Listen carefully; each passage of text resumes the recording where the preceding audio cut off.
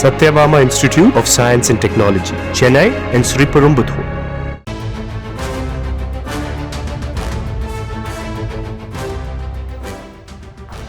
தொடர் கனமழை காரணமாக மேட்டூர் அணைக்கு நீர்வரத்து அதிகரித்திருக்கிறது.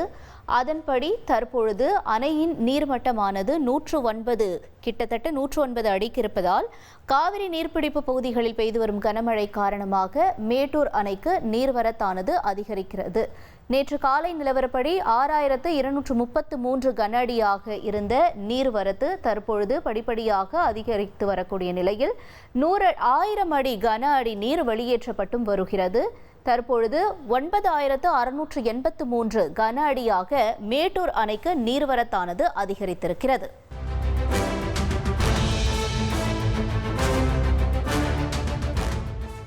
Satyabama Institute of Science and Technology, Chennai and Sriperumbudur.